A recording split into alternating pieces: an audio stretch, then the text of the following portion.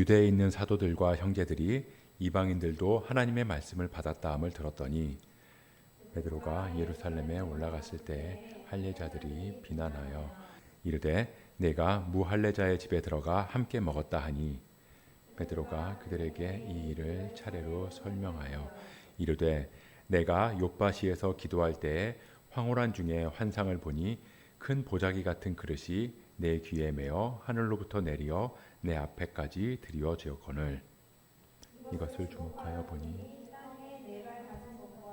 들짐승과 기는 것과 공중에 나는 것들이 보이더라. 또 들으니 소리 있어 내게 이르되 베드로야 일어나 잡아먹으라 하거늘 내가 이르되 주님 그럴 수 없나이다. 속되거나 깨끗하지 아니한 것은 결코 내 입에 들어간 일이 없나이다 하니 또 하늘로부터 두 번째 소리 있어 내게 이르되 하나님이 깨끗하게 하신 것을 내가 속되다고 하지 말라 하더라.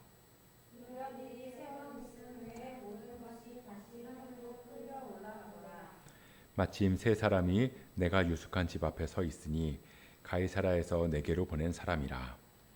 성령이 내게 명하사 아무 의심 말고 함께 가라 하심에 이 여섯 형제도 나와 함께 가서 그 사람의 집에 들어가니 그가 우리에게 말하기를 천사가 내 집에 서서 말하되 내가 사람을 욥바에 보내어 베드로라 하는 시몬을 청하라. 그가 너와 내 온 집이 구원받을 말씀을 내게 이르리라 함을 보았다 하거늘 내가 말을 시작할 때 성령이 그들에게 임하시기를 처음 우리에게 하신 것과 같이 하는지라.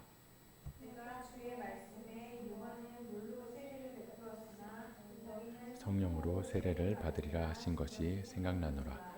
그런즉 하나님이 우리가 주 예수 그리스도를 믿을 때 주신 것과 같은 선물을 그들에게도 주셨으니 내가 누구이기에 하나님을 능히 맡겠느냐 하더라. 그들이 이 말을 듣고 잠잠하여 하나님께 영광을 돌려 이르되 그러면 하나님께서 이방인에게도 생명 얻는 회개를 주셨도다 하니라. 아멘. 여러분들이 병원에서 수술을 앞두고 있다고 한번 가정을 해볼게요. 수술을 받는다는 건 굉장히 두려운 일입니다. 그 수술을 받을 때만큼은 내가 깨어있지 않기 때문에 내 의지로 뭐 어떻게 할 수 있는 게 아니라 의료진의 손에 나를 완전히 맡겨야 되는 거잖아요. 그러다 보니까 두려울 수밖에 없어요.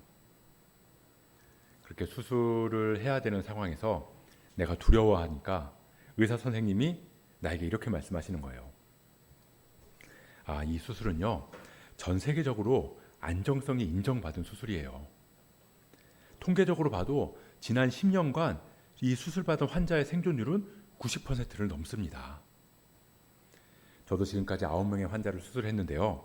사망자가 한 명도 없었습니다. 그러면 그 말을 듣고 어떤 분들은 오, 이거 정말 안전한 방식의 수술이구나. 그리고 이 선생님 실력도 뛰어난가 보네. 야, 믿어도 되겠어. 그러면서 이제 수술 날짜를 잡겠죠. 근데 어떤 사람은 생존율이 90%? 근데 지금까지 9명 수술해서 다 생존했다고? 그럼 내가 10번째 환자인데? 그럼 확률상으로 나는 생존할 수 없다는 얘기인가? 라고 말하면서 두려워하면서 수술을 받지 않을 수도 있을 거예요. 왜 똑같은 얘기를 들었는데 어떤 사람은 안전하다고 생각하고 또 어떤 사람은 위험하다고 생각하는 걸까요? 그건 이야기를 듣는 사람의 지금까지의 경험이나 가치관 같은 게 반영됐기 때문이에요.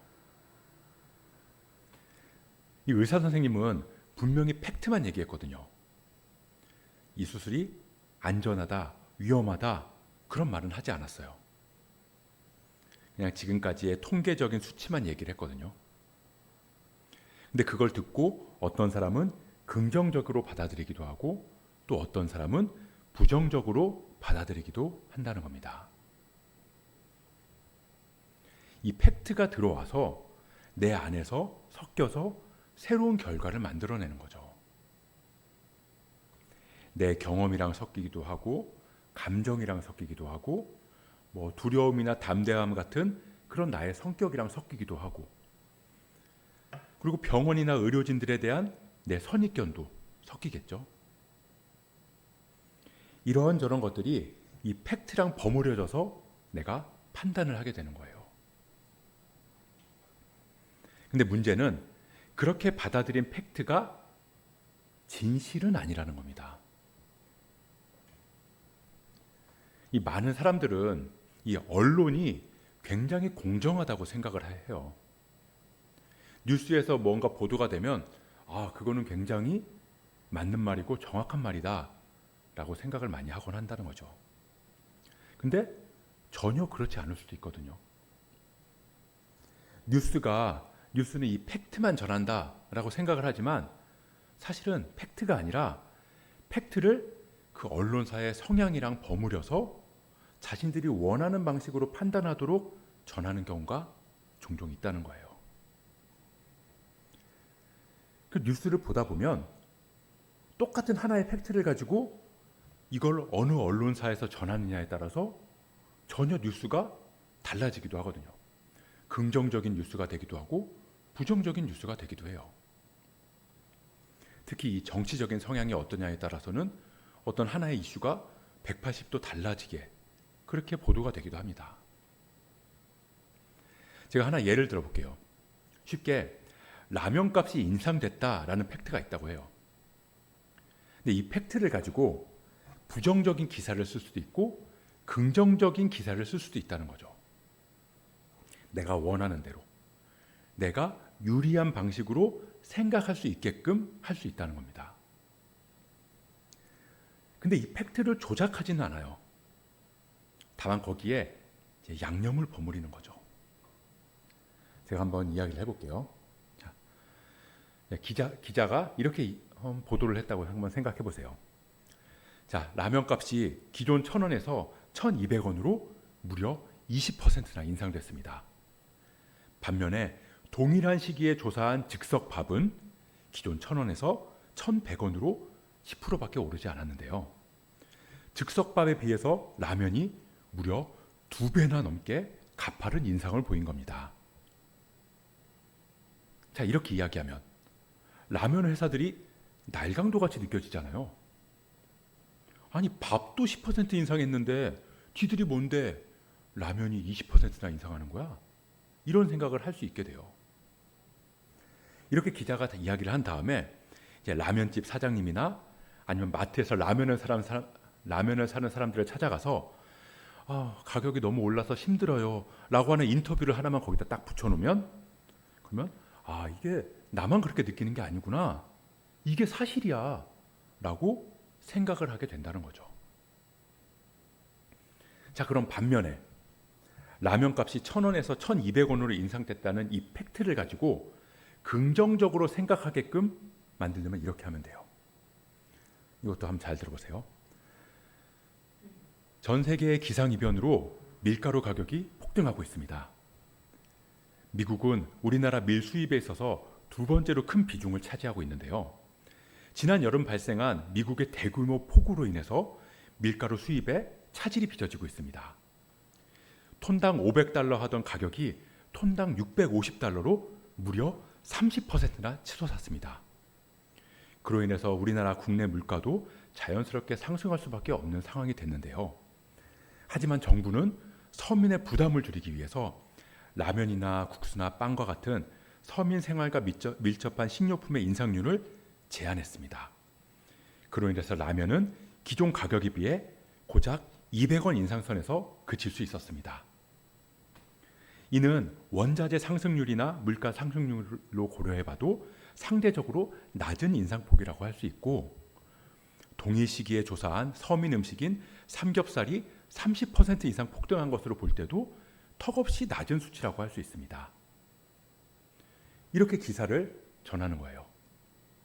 그리고 나서 경제 전문가를 한 사람 초대해서 정부가 물가 안정 대책을 어떻게 세우고 있는지에 대해서 쭉 설명을 해주면 사람들은 이 계속 물가가 오르는데 라면값 200원 오른 건 그래도 그건 양반이네. 정부가 서민들 잘 챙기는구나. 이렇게 생각할 수 있다는 거죠. 똑같은 팩트인데도 어떻게 전하느냐에 따라서 부정적이 될 수도 있고 긍정적이 될 수도 있다는 겁니다. 그래서 많은 사람들이 이 언론을 잡으려고 하는 것 같아요. 정치권도 그렇고. 댓글을 다는 이유도 다 그런 거죠. 제가 그래서 뉴스를 잘 안 보는데요. 고작, 무려, 큰, 적은, 대체로, 비교적 이런 말들을 사용해서 팩트는 안 건드리면서 판단에 영향을 주거든요. 그래서 댓글 안 보고 헤드라인 보고 팩트까지만 확인하는 게 중요한 것 같습니다.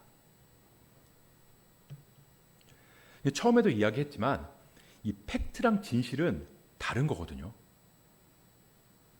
자, 지난 시간에 우리 사도행전 어떤 말씀을 살펴봤죠? 네, 베드로가 고넬료를 만나는 사건이었어요. 베드로랑 고넬료랑 만났습니다. 이걸 뭐라고 하냐면 팩트라고 해요. 베드로랑 고넬료가 만났다.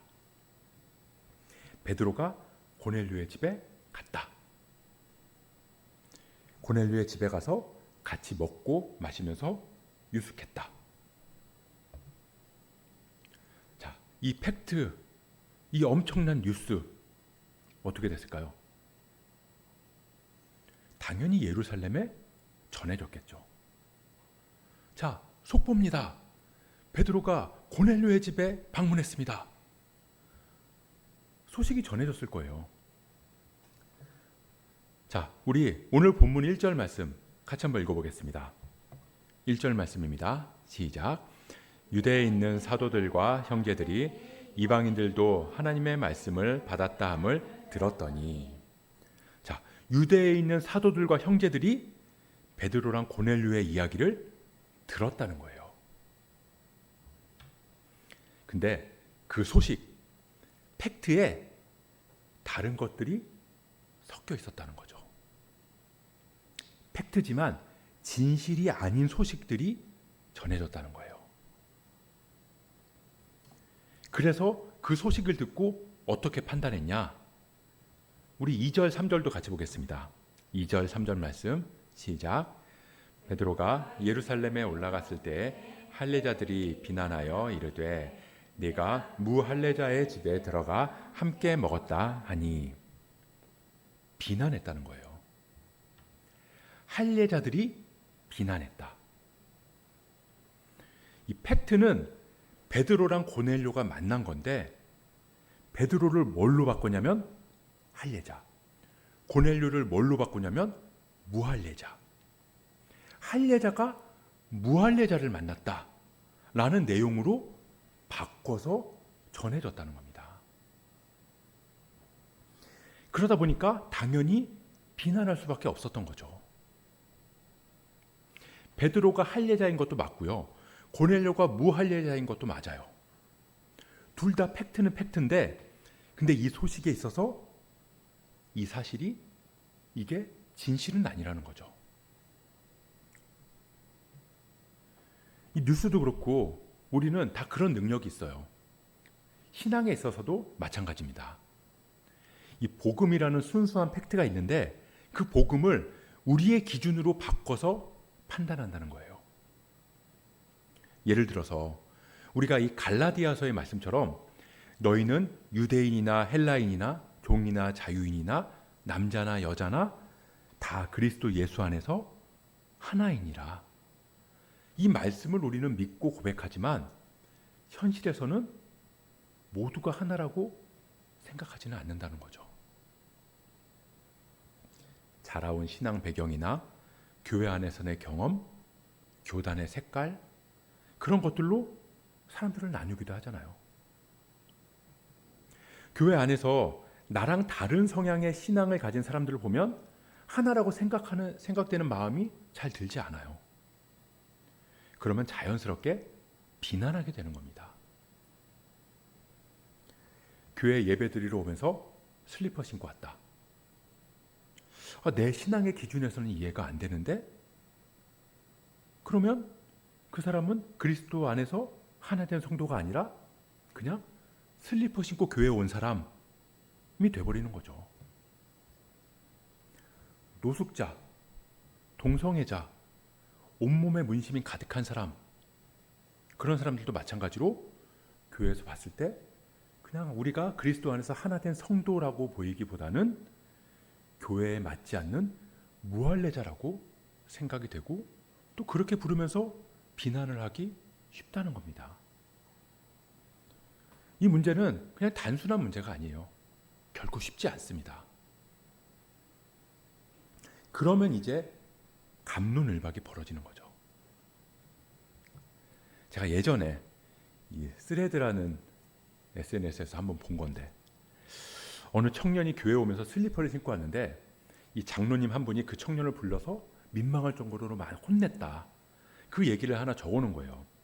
근데 거기에 댓글이 수백 개가 달렸어요. 근데 대부분 보면 댓글이 다 서로 죽자고 덤비는 거거든요. 그러니까 기존 교회에 답이 없는 거다. 그러니까 교회에 청년들이 없는 거다. 이런 얘기부터 시작해서 니들은 대통령 만날 때도 그러고 가겠냐. 그런데 하나님 만나는데 어떻게 그러고 올 수 있냐. 이런 답글도 있고. 그럼 듣다 보면 이 말도 맞고 이 말도 맞거든요. 둘 다 맞는 말이긴 한데 그 맞는 말 가지고 서로를 비난한다는 거죠.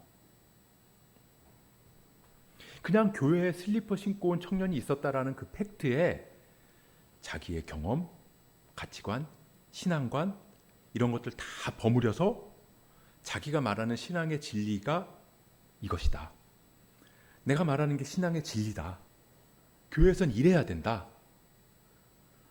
근데 그렇게 이야기했는데 그걸 반박하니까 진리를 반박한 것처럼 내가 또 막 쏘아대고 공격하고. 근데 진짜 복음에 사로잡힌 사람들은 그렇지 않다는 거예요.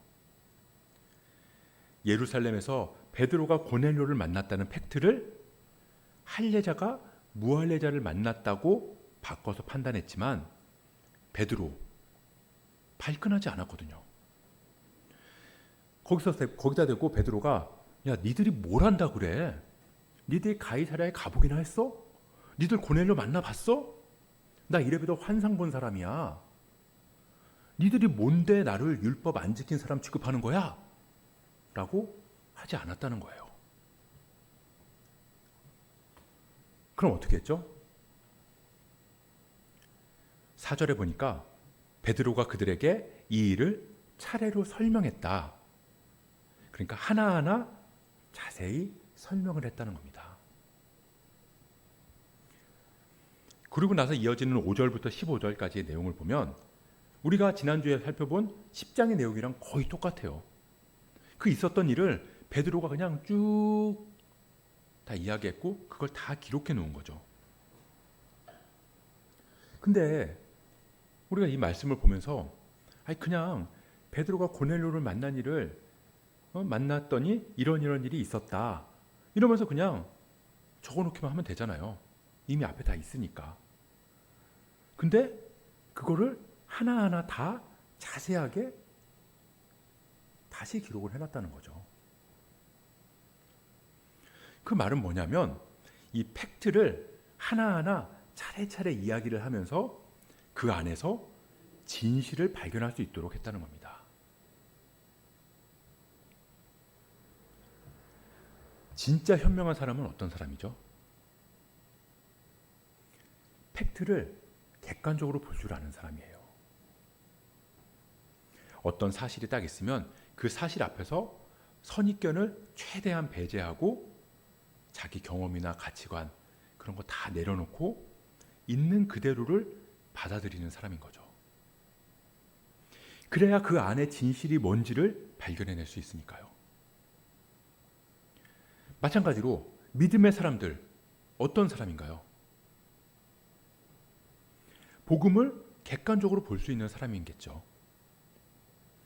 어떤 사실 앞에서 내가 먼저 판단하고 정죄하는 게 아니라 그 안에서 복음을 분별해낼 수 있는 사람을 믿음의 사람이다. 복음에 사로잡힌 사람이다. 라고 할 수 있을 거예요. 그리고 내가 비록 지금까지 잘못 판단해서 선입견에 사로잡혀 있었더라도 진리의 말씀이 들어왔을 때 그 말씀으로 내 판단을 바로 잡을 수 있는 사람 역시 믿음의 사람이라고 할 수 있겠죠. 자, 그렇게 베드로가 고넬료를 만난 이야기를 쭉 합니다. 나도 도무지 이해할 수 없었고 용납할 수 없었다. 근데 그런 일들을 통해서 하나님께서 일하셨다. 그렇게 이야기를 쭉 하면서 그 안에서 예수님의 말씀이 생각났다. 진리가 무엇인지 깨달았다. 라고 이야기를 해요. 그렇게 쭉 베드로가 자신의 이야기를 하고 그 안에서 깨달은 자신의 진리와 예수님의 말씀을 전하니까 그렇게 비난하던 사람들이 어떻게 바뀌었냐면요. 잠잠히 듣고 하나님께 영광을 돌렸다라는 겁니다. 우리 18절 말씀도 같이 보겠습니다.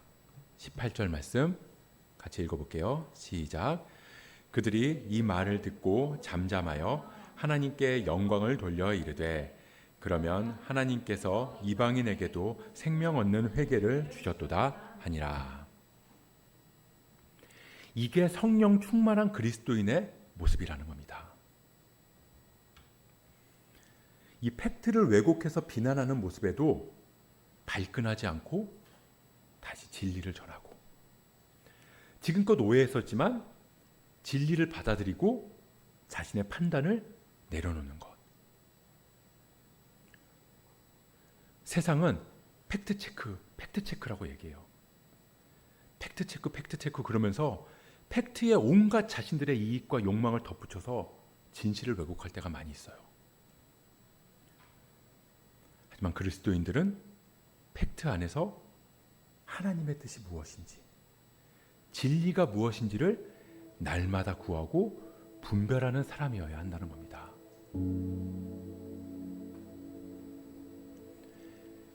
이 성경에서 죄라고 번역된 단어들이 여러 개 있지만 그 중에서 가장 많이 죄라고 번역된 단어는 이 히브리어로는 하타, 헬라어로는 하마르티아라는 단어인데요. 이 단어의 어원이 뭐냐면 관역에서 비껴나갔다라는 뜻이에요. 그러니까 무슨 말이냐면 죄는 관역에서 비껴나가는 거예요. 관역을 안 본다거나 관역에서 돌아섰다가 아니라는 거죠. 관역을 보기는 보는데, 관역을 향하기는 향하는데 관역에서 빗나갔다. 관역에서 벗어났다. 우리의 믿음도 그런 거죠. 관역을 보긴 보는데, 그러니까 하나님을 믿긴 믿는데 오차가 생기는 거예요. 믿긴 믿는데 내 방식으로 믿는 거죠. 진리가 있음에도, 진리를 들었음에도 내 경험과 가치관을 버리지 못하고, 이게 팩트라고, 이게 진리라고 그렇게 내가 믿고 싶은 대로 믿으면서 신앙생활을 하는 거, 그런 모습이 우리의 죄된 모습이라고 할 수 있을 겁니다. 회개는 그럼 뭘까요? 회개는 그런 모습에서 벗어나는 거죠. 내 방식으로 믿는 게 아니라 주님의 뜻대로 믿는 거예요. 믿음은 내 생각과 내 판단을 모두 내려놓고 우리가 처한 모든 상황, 그 팩트 안에서 진리를 발견하고 그 진리를 통해서 하나님께 영광을 돌리는 삶을 살아가는 겁니다. 끊임없이 내 생각을 말씀에 비춰보고 내 감정을, 내 판단을 주님께로 향하는 것. 0점이라고 그러잖아요. 총을 쏠 때 이 조준점, 그 0점이라고 그래요. 그 0점을 계속 맞추는 거죠. 그게 믿음으로 사는 사람, 복음에 사로잡힌 사람의 그리스도의 삶인 줄 믿습니다. 그렇게 우리가 팩트보다는 진리를 찾는 사람, 하나님의 뜻을 분별하는 믿음의 사람들 될 수 있기를 주님의 이름으로